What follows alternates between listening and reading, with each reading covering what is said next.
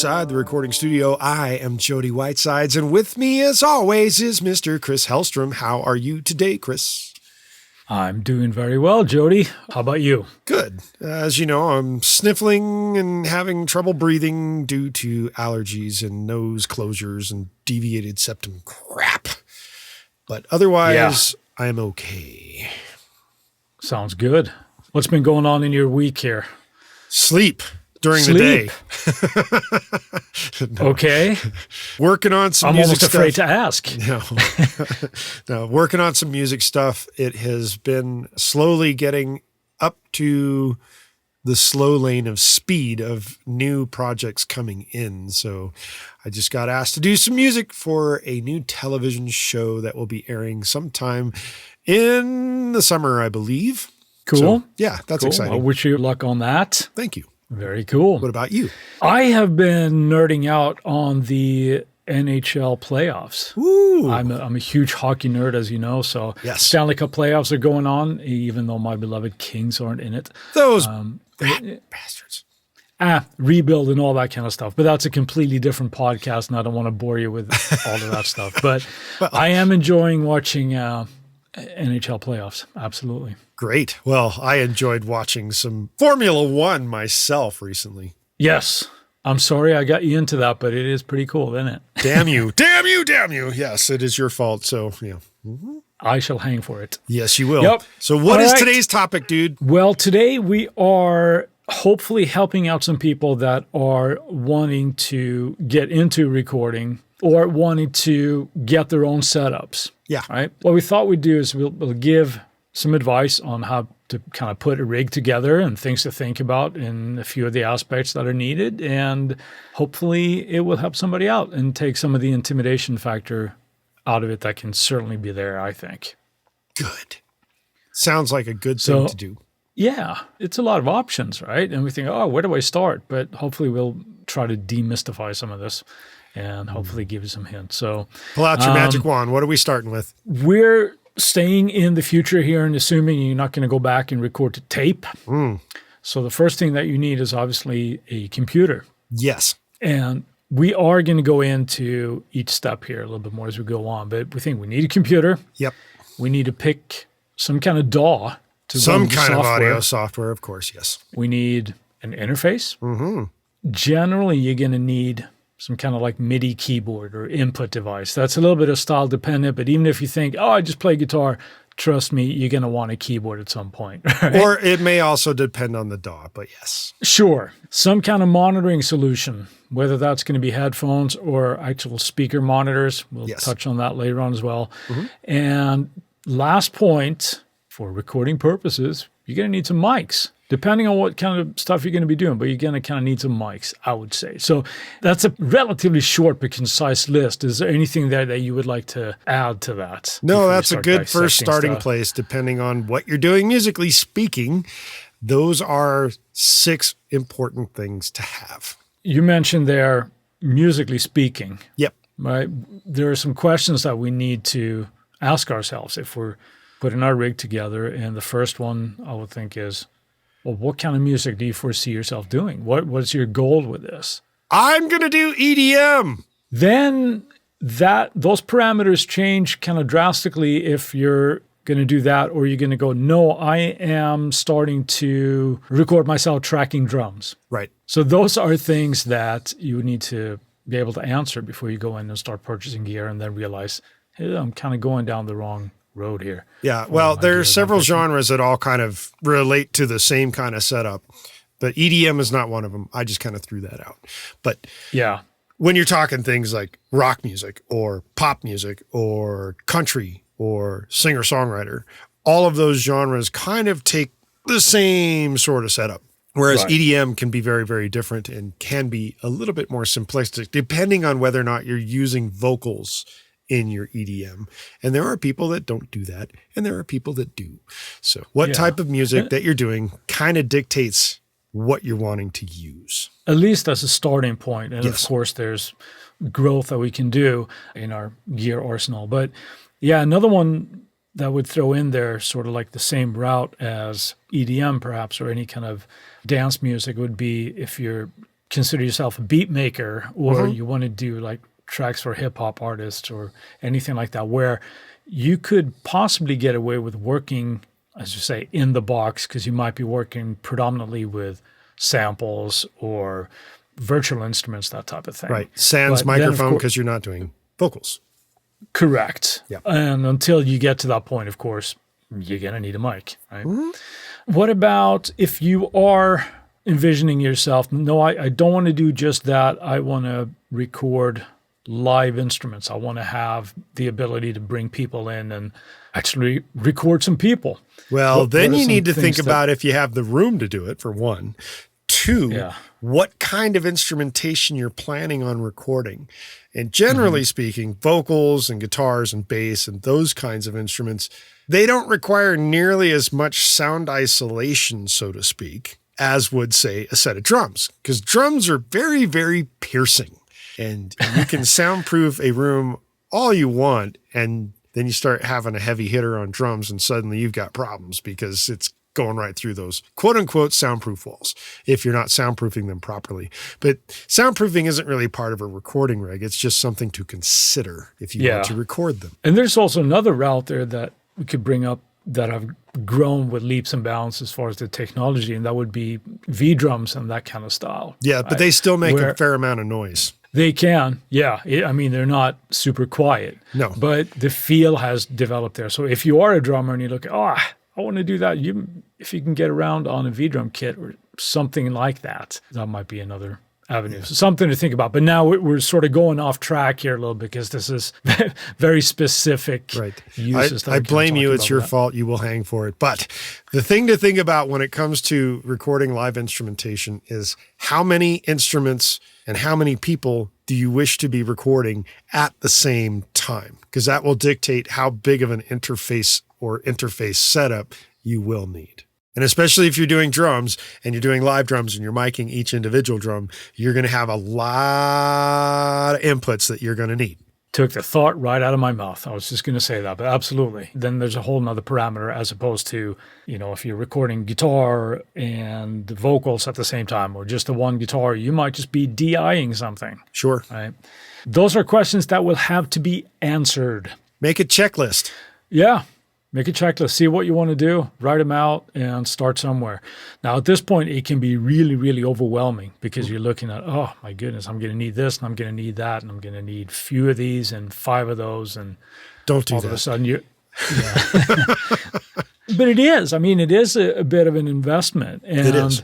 It can be very beneficial to ask yourself all these questions because it's very easy to not only overshoot what you might need, I want to be able to record a symphony. I need 50 live inputs. But in reality, you end up making beats for somebody and you have one mic. That's a But big the other difference. thing can be true as well. You want to go in on the cheap and then you realize that I'm going to need a lot more than this down the line. Sure. Answer those questions. But I suppose we should start with the individual components. Let's start with the computer. What are some options that we got there, Jody?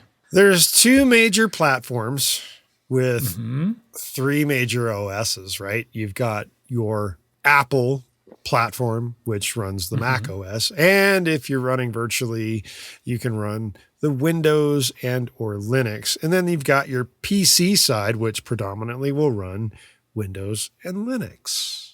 But even before we choose the OS, we might want to consider also, again, what type of recordings are we going to do? Are we going to get a desktop?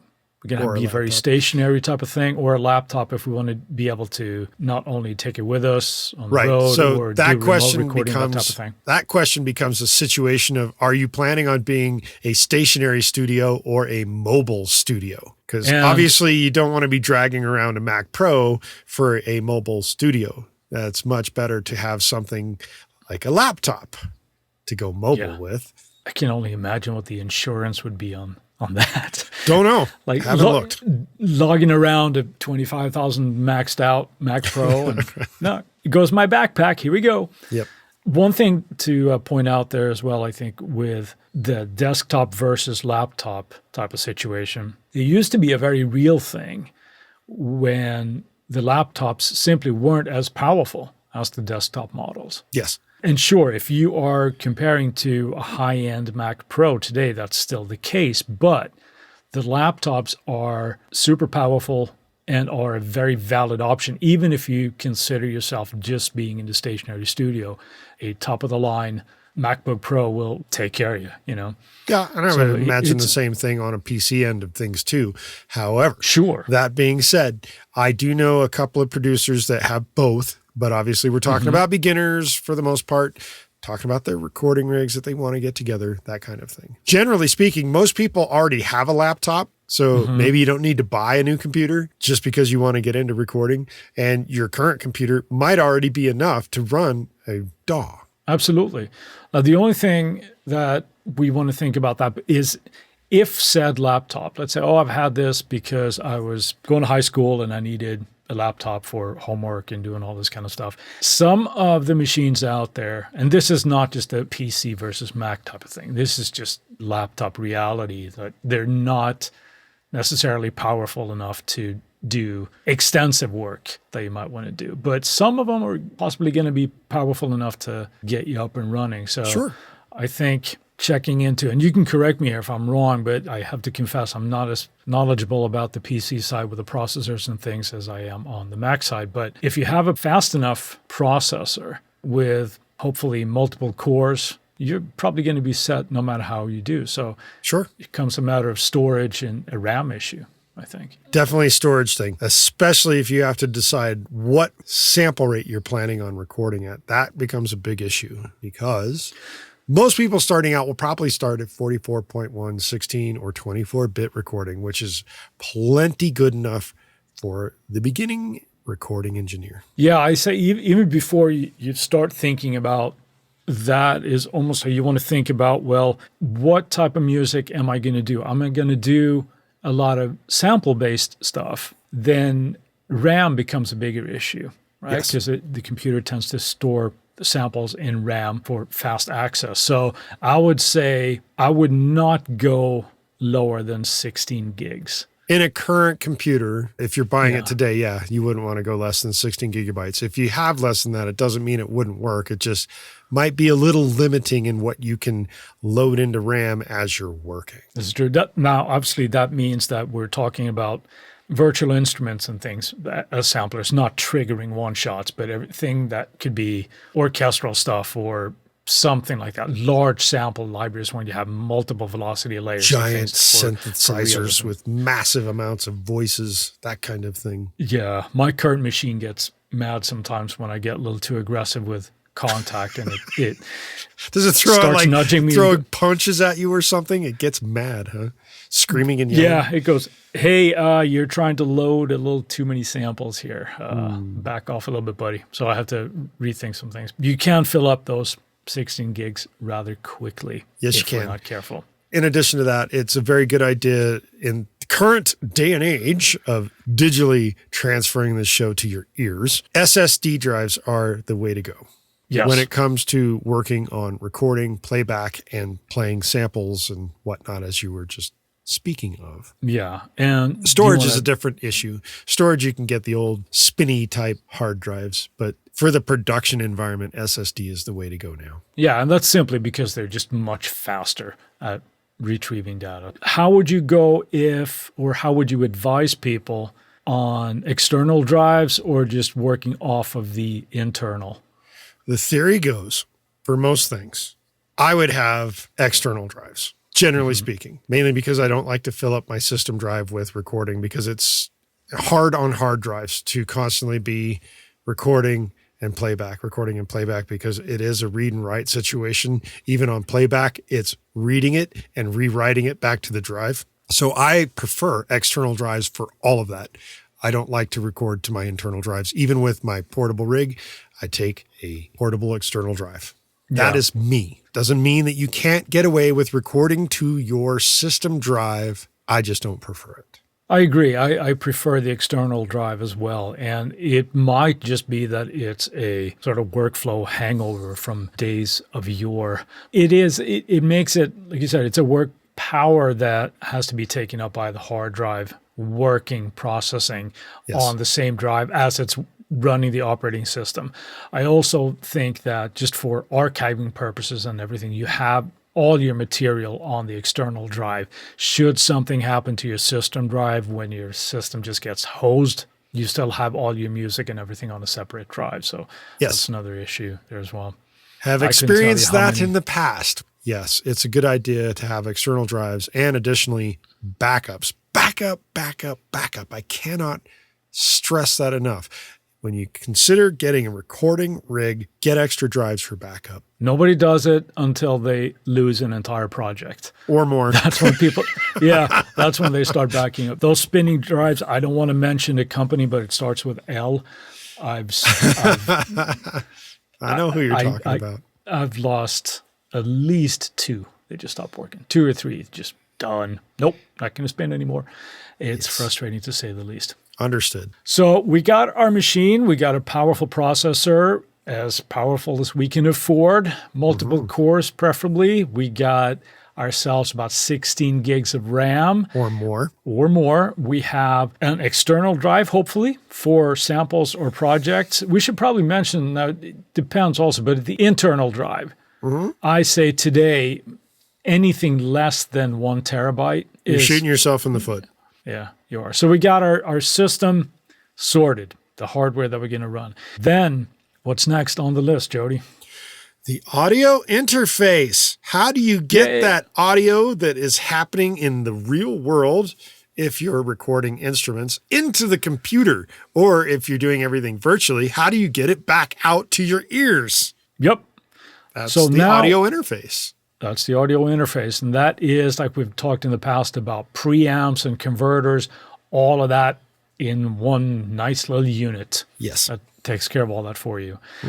Now we have a lot of options and parameters to work with, obviously. Sure. What do you kind of look for now? What you're looking for now, obviously, is way different than Very different, yes. what it was when you started out. What are some questions that you would advise somebody to ask themselves when they're choosing an interface? How many inputs do you need? And that's based on that earlier question that we were talking about, type of music and how many people you want to record at the same time.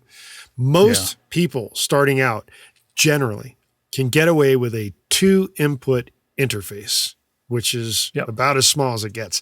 Now, there was a point, and maybe they're still making it, I'm not sure. The Apogee 1 was a single input device that worked via USB. The other thing that you have to think about is not only the number of inputs that the interface has, is what connection are you making from the interface to your computer?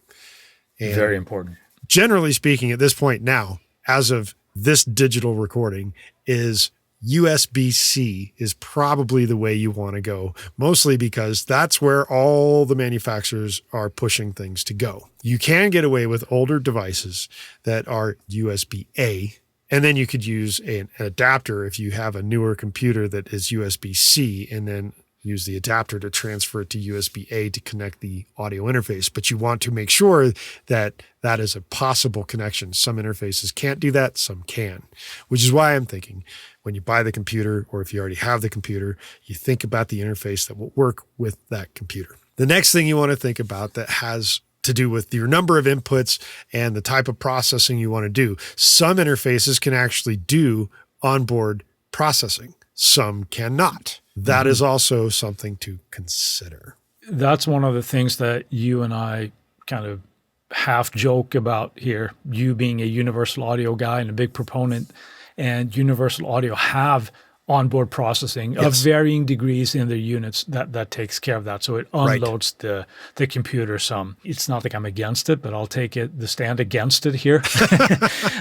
For the sake of this episode, my stance is that the premium that you're paying for the onboard processing doesn't necessarily, in my view, equal what you get in the native systems. That being said, it doesn't mean that Universal Audio, or like they used to be like the old TC Electronic Power Core and all these onboard processing units are bad. They're not. They're fantastic, and the UA certainly do amazing stuff. But a question might be also like, are you willing to go into that ecosystem? If you have gotten into that, let's say Universal Audio, and you're buying their plugins from there, your chances of getting out of that is less because you have more of an investment in there. Sure. It might be wonderful investments and working awesomely for you, but those are questions that you need to ask yourself, I think.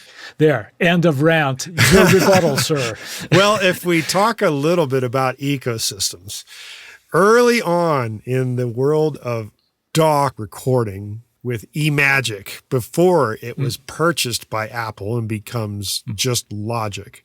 eMagic was the creator of Logic. They are still the development team on it. They also had a small ecosystem of their own where they developed a audio card, which went into your computer for the input and output of the audio. I happened to purchase that. Later, it was dumped when Apple bought it, so it was no longer a valid option for use going forward, at which point I then switched to the Mark of the Unicorn setup. And that lasted me for quite some time. That was a very capable audio interface. Still are. Still is, make great stuff. And the difference between the two was that the eMagic card had 2 inputs and I think 4 outputs plus a MIDI in and out. The Motu had the same thing, but it had 8 ins and 8 outs. Or did I have the 4 and 4 out? I can't remember now. The memory's going. It's been a minute. Yeah. Once that changed, when I had a computer die, the new computer that I bought no longer could connect to the Motu unit. See previous point. Yes, see previous point. So now, not only was I having to purchase a new computer, I had to purchase a new audio interface in order to work with that computer.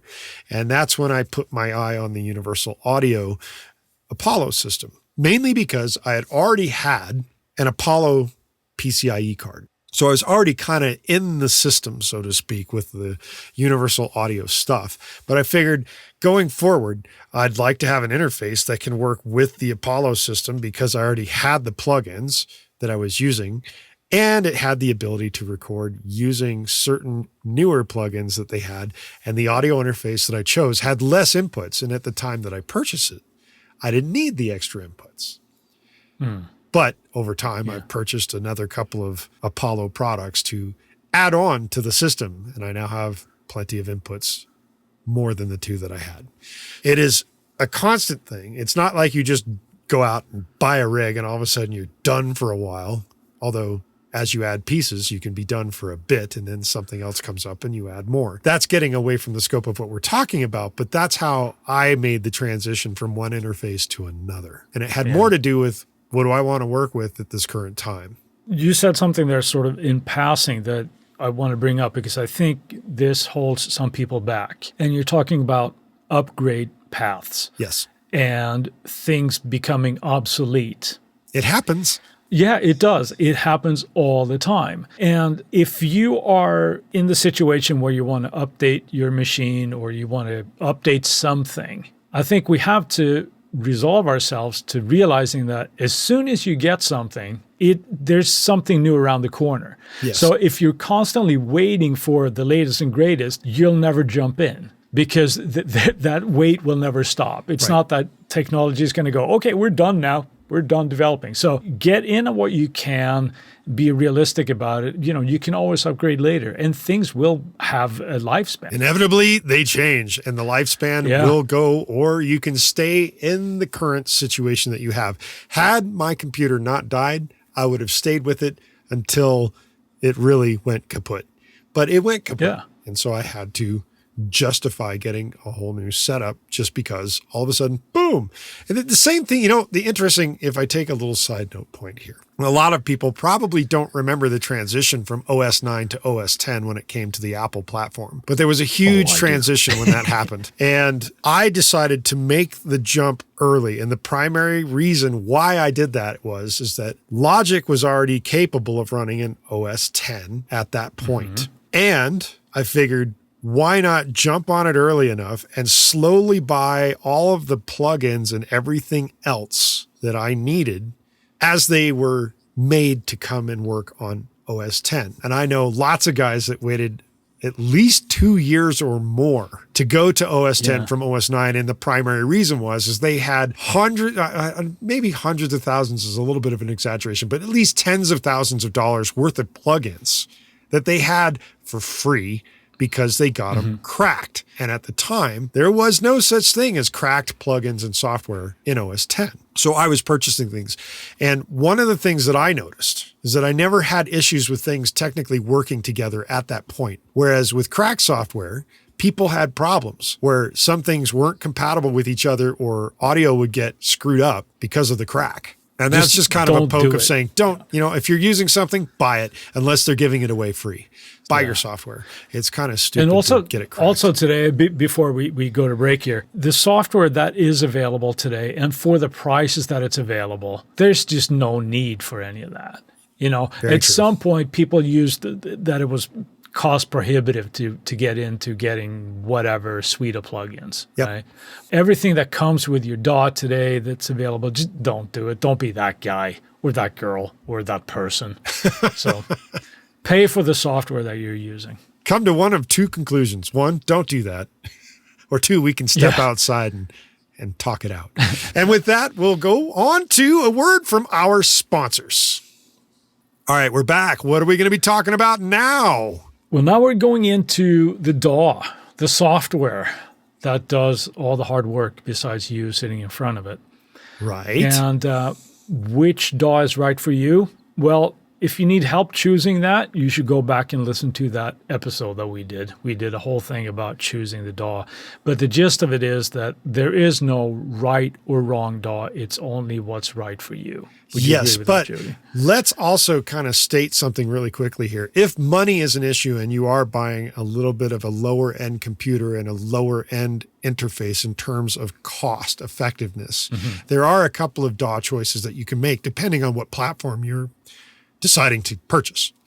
So on the PC side, generally you can get away with free versions of things of like Audacity and Reaper. Whereas on the Mac side, you can get away with GarageBand that comes with the computer. It's like, it's free, comes with the Mac OS, and you're done. And all three of those DAWs are very capable DAWs for beginner type of rigs. And even for professional type rigs, it really kind of comes down to your knowledge and understanding of how to use it.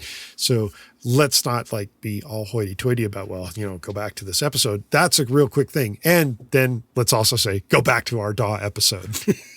Yeah. No, there's so many good options today. And I think you still hear it on like internet forums. Oh, this is the industry standard. Or, oh, if you're not using this, it's shit. None of that is true. It's just completely dependent on what you want to do. And even when you purchase those arguments still interfaces, happen too, which is really crazy. Yeah. And the same thing. Oh, Mac versus PC. It's like, who cares? It's like boring. Just, move on. Use what you use. Choose your platform and go with it, and you'll be fine. But I was going to say there are certain interfaces as well that when you buy them, they will come with a certain piece of software, perhaps. Like it could be like a version of Cubase or Studio One or anything. So there are a lot of options. Which is Personas, by the way.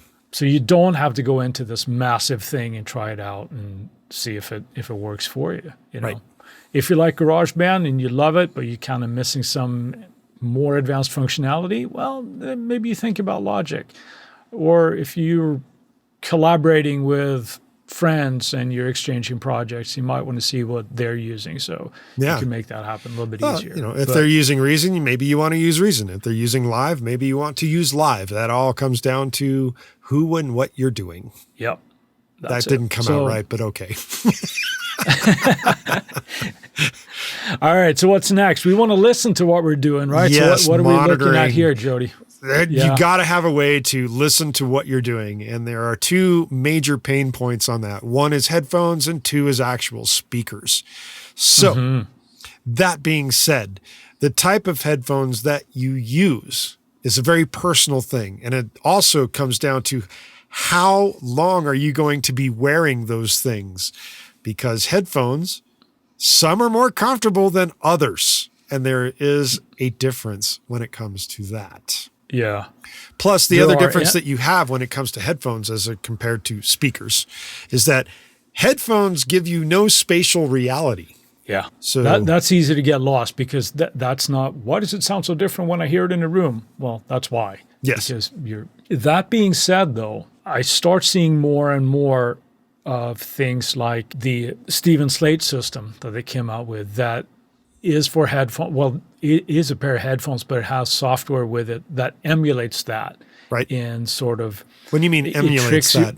You have headphones that emulate headphones? Headphones that emulate the sensation of listening to speakers in a room. So gotcha.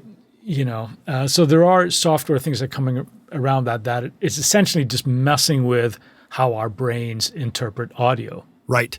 And if you're going to talk about correcting software, there is another pretty big deal piece of software called SonarWorks. And what SonarWorks does is it takes the type of headphones that you have, if you've purchased ones that they have created an EQ curve for, and flattens out that response so that what you're hearing is better for your ability to mix what you're doing. Now, some headphones, they don't have those EQ curves for, and if you really want them, you can actually ship them your headphones and they will make it for you. It's a little bit pricey, but it can be done. But the biggest thing that I would say when it comes to headphones is comfort. That's the biggest thing. And the other thing that I would probably go with is closed ear covers rather than closed open. back, closed back is what they call them, but closed ear covers or closed back headphones. And the reason for that is that you won't get as much audio leaking out of what you're hearing, especially if you're recording into a microphone. You don't want a whole lot of bleed is what we call it from your headphones. This is true. Yeah. So there are a lot of things that we can do with headphones, and they're also highly portable. So if you're going mobile, you probably are going to want to have your headphones instead.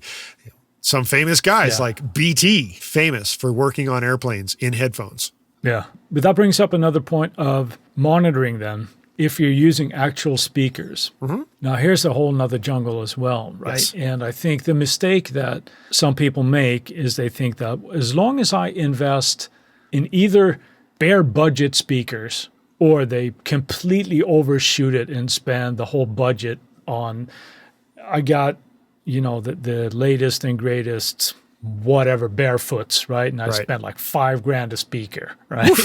But then they don't take into consideration what their room sounds like. Right.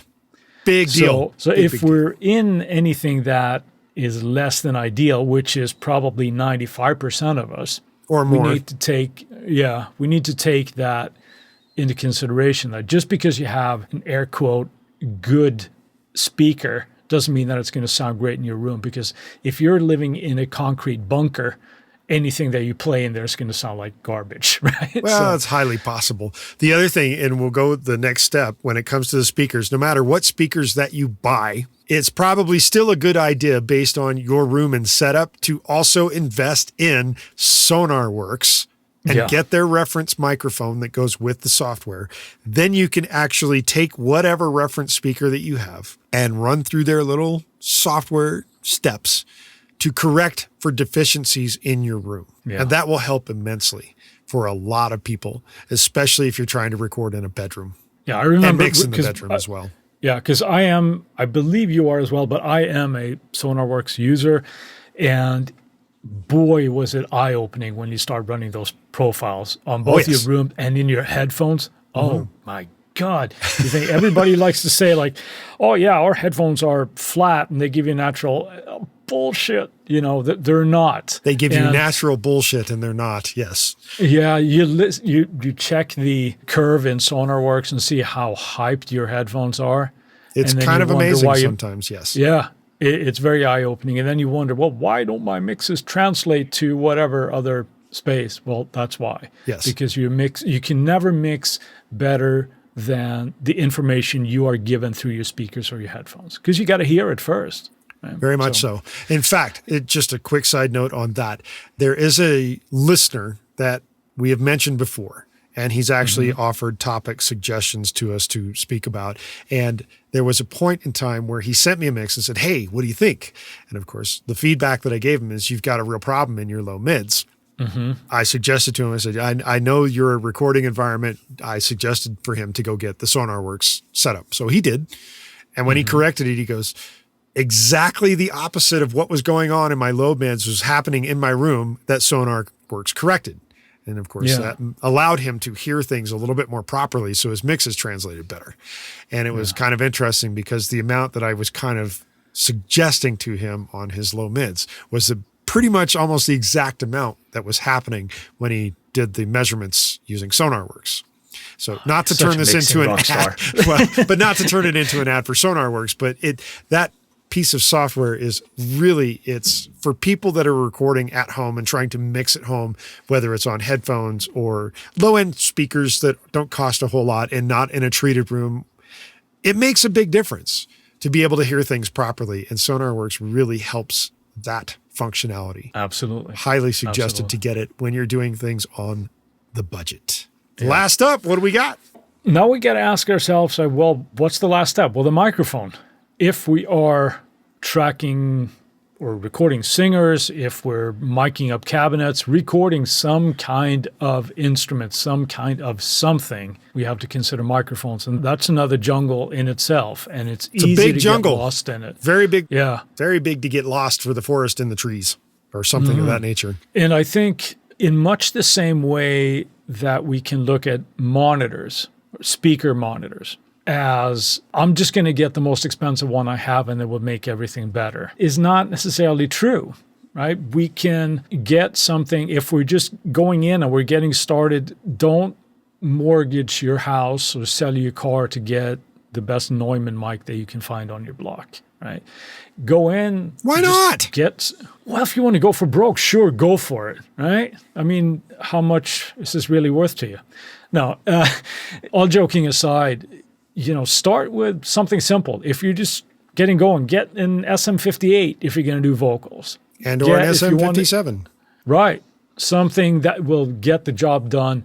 Because at first, the differences between microphones is not what's going to make or break you. It's going to be your songs and your ability to record and mix. True that. And if you are relatively established as a singer, I know my voice, I know this, and I want to have a great mic, cool. Then you buy a mic that is suitable for your vocal. And that the key word there is suitable, right? Mm-hmm. Jody, don't you think?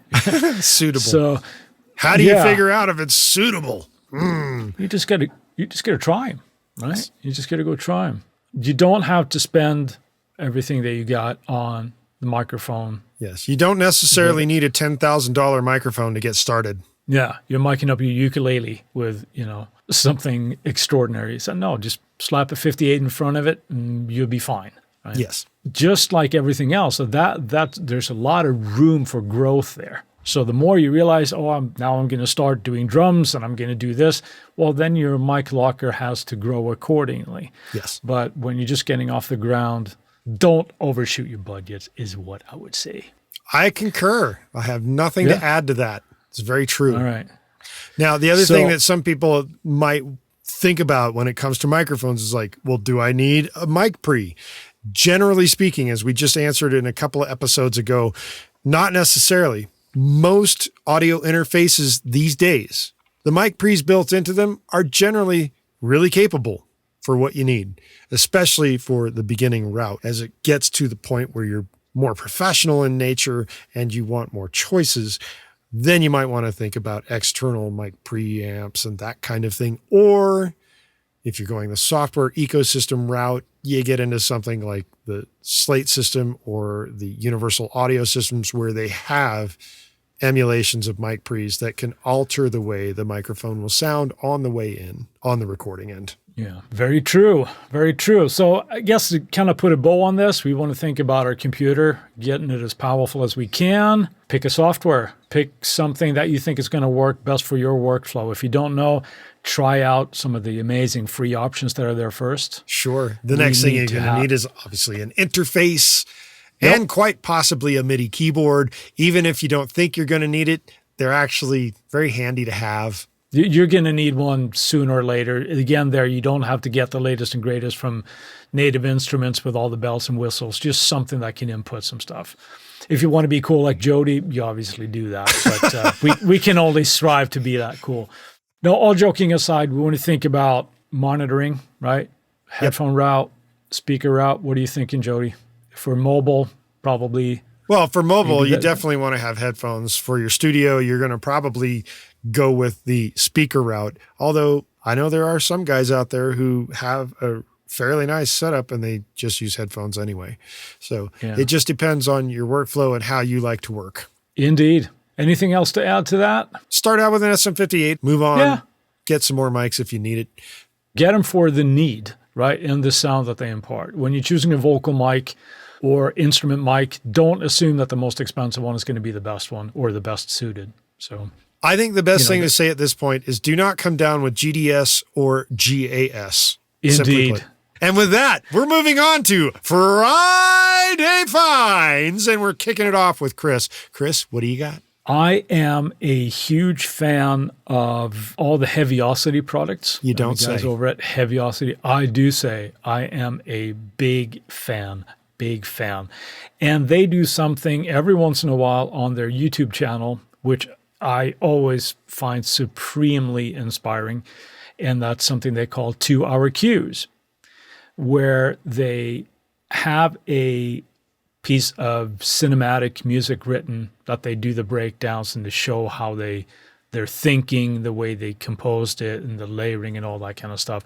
I love those. I think those are awesome, and I always learn something from them. So not a new thing, but they just came out with one this past week, and I love them all. So yeah. Is it actually 2 hours long? Is that how long it takes for them to go through it?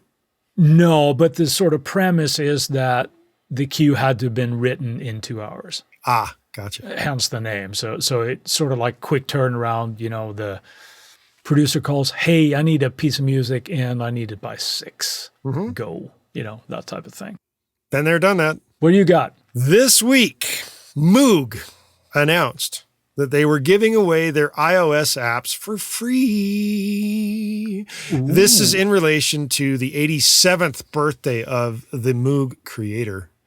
I went and I downloaded 2 of their synths for the iOS iPad. How long they're giving away free, I have no idea. They don't say, but if it's within reason of when this podcast was released, and you have the iPad or an iPhone, I'd run and get it if I were you, because it's the exact emulation of how a Moog plays, and they have a couple of different ones. You can get it. Cool.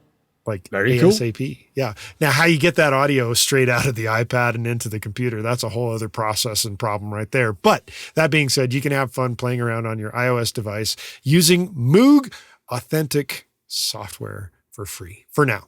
Good times to be alive. Yes. And with that, while we have your attention, we would like to ask you to go to our website and leave us a review at insidetherecordingstudio.com/review, or you can just go to the website and sign up for our email list.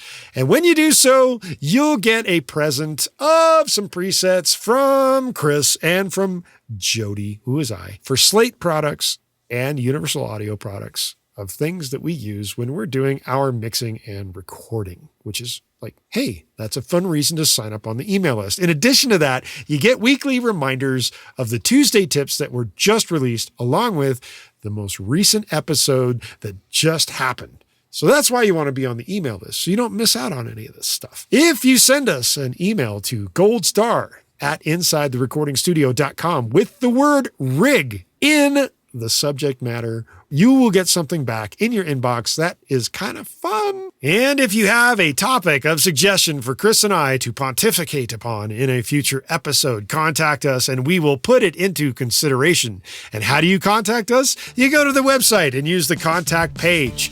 It's that simple. Do it. And with that, we will see you, or you will listen to us next week. Have a good one, Jody. See you later.